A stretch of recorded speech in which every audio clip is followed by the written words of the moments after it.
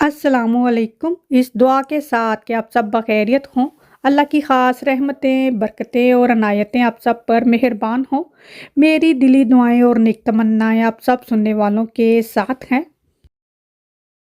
शुरू में जो आपने देखा वो ग्रेप्स के टैगलू थे, जो शुगर सिरप बनाकर उसमें स्ट्रॉबेरीज या ग्रेप्स को अंगूरों को अच्छे से कोट करके फिर आइस वाटर में डालते हैं, तो जो शुगर ग्लेज़ होती है वो एकदम से क्रिस्टलाइज़ हो जाती है, तो वो बच्चों को काफ़ी अच्छे लगते हैं। तो वो दुआ ऐसे तजर्बे करती रहती है, तो फिर मैंने उसको बनाकर दिए। यहाँ पर मैं ओवरनाइट ओट बना रही हूँ, बनाना ओवरनाइट ओट है ये। इसमें बनाना मैश किए हैं, ओट्स डाली है, साथ में फ्लैक्स सीड हैं, थोड़ा-सा सॉल्ट है और ये ग्लूटेन फ्री हेज़लनट मिल्क है जो इसमें डाला है, और इसको अच्छे से मिक्स करके फ्रिज में रख देना है ओवरनाइट। इसको अच्छे से मिक्स करना है कि ये थोड़ा ड्राई सा ना लगे, फिर इसको किसी बर्तन में डालकर मैंने फ्रिज में रख दिया था, और नेक्स्ट मॉर्निंग इसको एज़ इट इज़ ही खा लेंगे। क्यों, एक तो इसमें हेज़लनट ग्लूटेन फ्री दूध डाला है और दूसरा बनाना है, तो ये इतना लिक्विड काफ़ी है।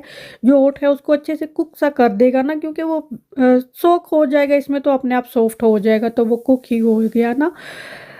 तो इसको ओवरनाइट फ्रिज में रखेंगे, फ्रिज में रखना लाजमी है वरना ये ख़राब हो जाएगा, क्योंकि गर्मी का मौसम है। तो नेक्स्ट मॉर्निंग जो है इसको हम खाएंगे। और दुआ जो है उसने ये थोड़ा सा दूध पिया है और उसकी शक्ल पे देखे कैसे 12 बज गए, उसको बिल्कुल पसंद नहीं आया। अभी नेक्स्ट मॉर्निंग है, ये मैंने और मेरे हस्बैंड ने ही खाया था, और ये 2 दिन हमने खाया है, ये ख़राब नहीं हुआ फ्रिज में।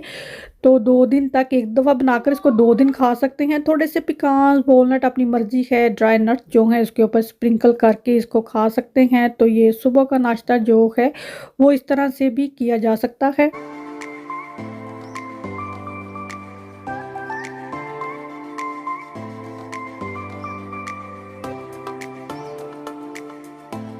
बच्चों को छुट्टियां हैं, और ये आखिरी, हाँ, आखिरी 2 हफ्ते रह गए हैं। 14 अगस्त को आई होप बच्चों के स्कूल खुल जाएँगे। और बोरियत जो है ना सिर्फ़ बच्चों को बल्कि हमें भी हो चुकी हुई है, क्योंकि मुसलसल घर पर रहने से बच्चों की सारी रूटीन जो है वो ख़राब हो चुकी है। ख़ास तौर पर खाने-पीने की, एक तो लेट उठते हैं, लेट नाश्ता करते हैं, और सालन रोटी तो ख़ैर से वो है ना, जैसे इनके खाने के लिए बनी ही नहीं हुई, तो फिर मैं वही खाना बनाती हूँ जो इन्होंने खा लेना है। फ्राइड चिकन मैंने बनाया, और जो बर्गर के ऊपर मैंने अभी सॉस लगाई है वो चीज़ सॉस है जो मैंने घर पर बनाई है, और ये वही चीज़ सॉस मैंने क्रिएट की जो हमने इस्तांबुल में खाई थी। ये जो अभी मैं इसके ऊपर चिप्स के ऊपर डाल रही हूँ, बहुत ज़्यादा मज़े की ये चीज़ सॉस बनी है। इसकी रेसिपी मैं ज़रूर आपके साथ शेयर करूँगी। और फ्राइड चिकन बर्गर जो है ये दोपहर के खाने में खाए। सबको खाना खिलाकर मैंने अपने लिए बर्गर बनाए, और मैंने आराम से बैठकर खाए। सम टाइम कोई चीज़ इतनी मज़े की बन जाती है, और ये बर्गर वन ऑफ देम थे। सही प्रोनाउंसिएशन जो है वो टैमू है, लेकिन हम उर्दू में बोल देते हैं तो हम टीमू बोल देते हैं। तो टीमू या टैमू की ज्वेलरी जो है वो काफ़ी अच्छी है, मैं पहले भी बता चुकी हूँ। तो ये कुछ एक ज्वेलरी बॉक्स जो थे वो मंगवाए मैंने, क्योंकि फजर जो है वो उसको ज्वेलरी थोड़ी सी पहनना अच्छी लगती है, तो वो इधर उधर फेंक देती है, फिर उसको मिलती नहीं है। तो फिर ये मैंने मंगवा कर उसकी ज्वेलरी जो है इसमें रखी है। ये जो ईयरिंग है ये भी टैमू से ही मंगवाए हैं। और ये बॉक्स जो हैं ठीक है, मुझे लग रहा था ये काफ़ी अच्छे होंगे, लेकिन बस सही हैं, ठीक है। और ये जो बैंगल्स हैं ये भी टेमू से मंगवाई हैं, गोल्ड प्लेटेड हैं, लेकिन बस ठीक है, ये आप पहनने के लिए सही हैं। मैंने मंगवाई थी लेकिन दुआ ने फ़ौरन से ही पहन ली।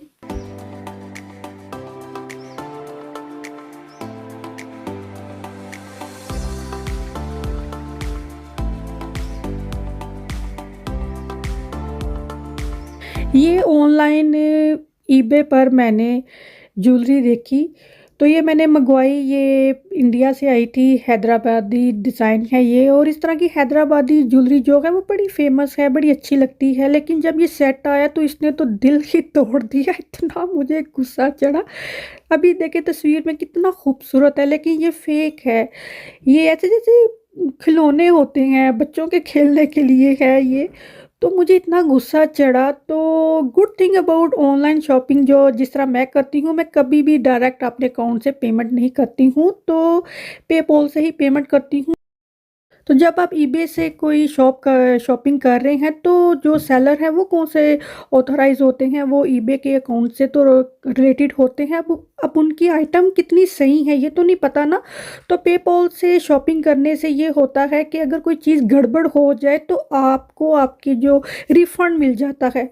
जैसे ही मुझे ये सेट मिला, मैंने फ़ौरन ही उसे ईमेल की कि ये सही नहीं है, तो या तो तुम मुझे रिफ़ंड करो, वरना मैं पेपॉल को कह दूँगी, वो तुम्हें पेमेंट नहीं करेंगे। तो उसने कहा पेपॉल को मत कहना, मैं जो रिफ़ंड है वो आपको कर दूँगा। तो विदिन फ्यू डेज़ जो रिफ़ंड है उसने कर दिया। तो मैंने कहा ये तुम्हें मैं वापस भेज दूँगी। उसने कहा नहीं, वापस नहीं भेजना है, तो मेरा कोई एड्रेस नहीं है, आप उसको वापस मत भेजना।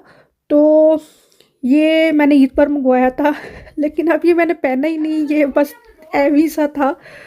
तो मेरा इतना दिल ख़राब हुआ। तो इस तरह जब ऑनलाइन शॉपिंग करें तो कभी भी डायरेक्ट अपने अकाउंट से पेमेंट नहीं करनी चाहिए।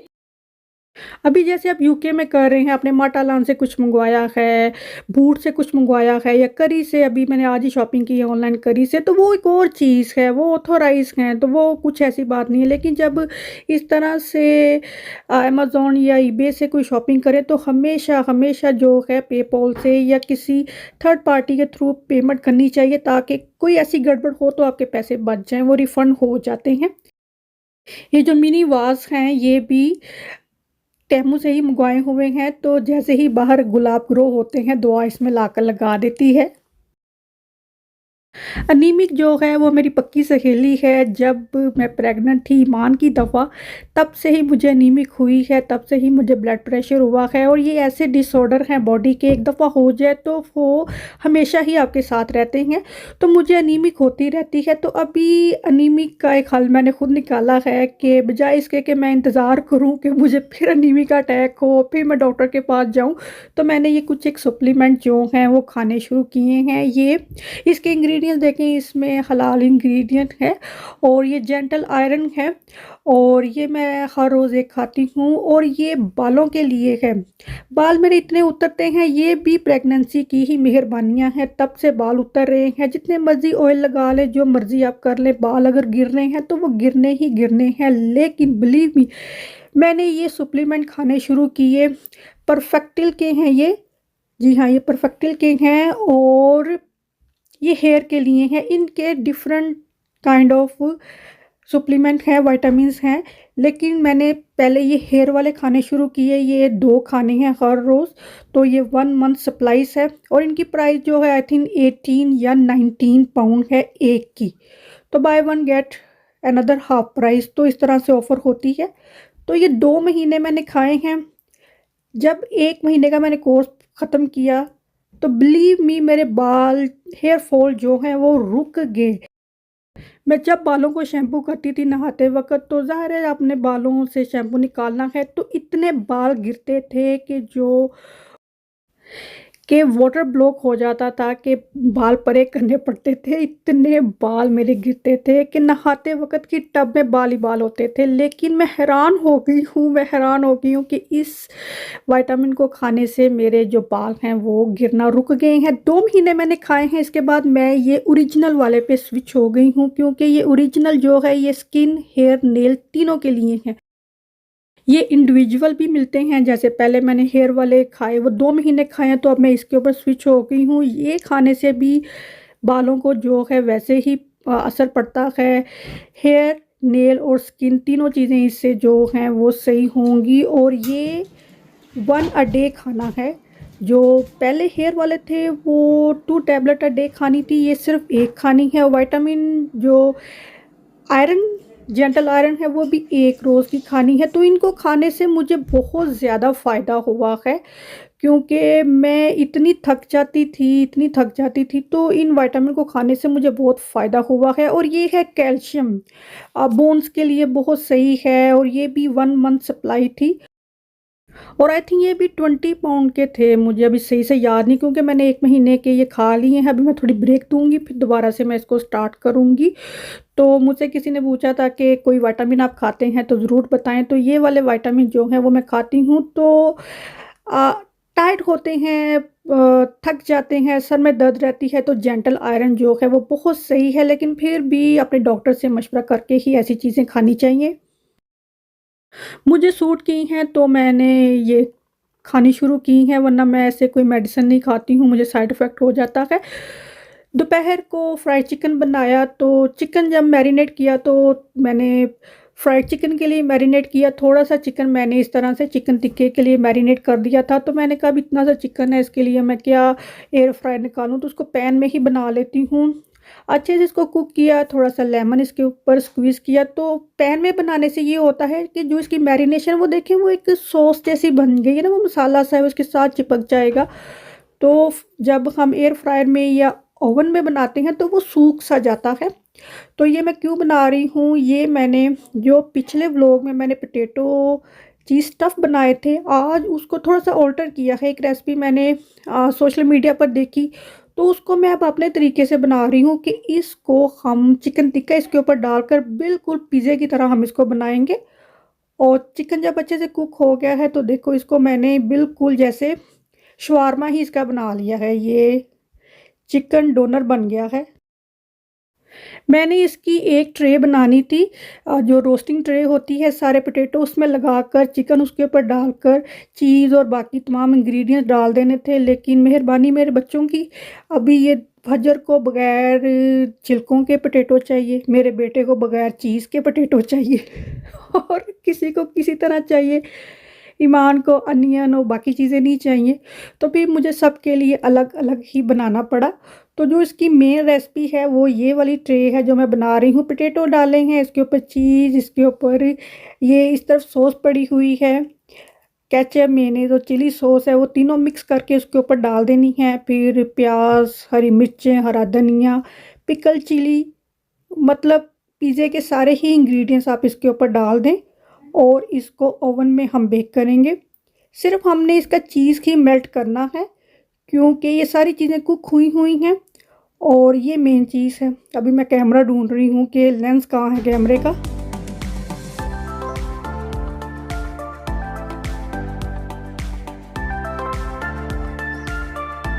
तो ये केचप, मेयोनेज़ और चिली सॉस है, तीनों सॉस को मिक्स करके इसके ऊपर डालना है क्योंकि इससे थोड़ी-सी इसका ना क्रीमी सा टेक्सचर हो जाएगा। और चाहे तो उसके ऊपर जो पिज़्ज़ा सॉस होती है या जो पास्ता सॉस होती है वो भी डाल सकते हैं। तो इसको हमने सिर्फ़ 20 मिनट अच्छे से बेक करना है ताकि चीज़ अच्छे से मेल्ट हो जाए, बाकी इसको कुक नहीं करना, हर चीज़ इसमें पकी हुई है। तो ये डिनर के लिए तैयारी हो रही है।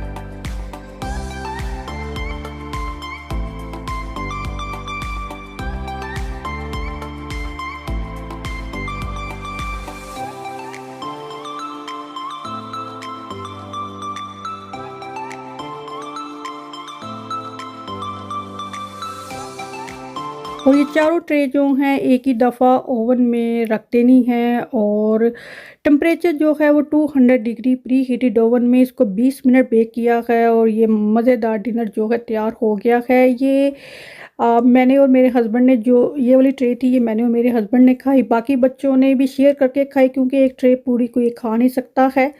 बहुत मज़ेदार ये डिनर तैयार हुआ। आज का व्लॉग बस यहीं तक है। उम्मीद है आपको अच्छा लगा हो। पसंद आए तो थम्स अप बटन लाजमी प्रेस किया करें और अगर चैनल को सब्सक्राइब करके अनसब करना है तो बेहतर है आप पहले ही उसको सब्सक्राइब ना करें क्योंकि बहुत से लोग चैनल को सब्सक्राइब करते हैं बाद में उसको अनसब कर देते हैं।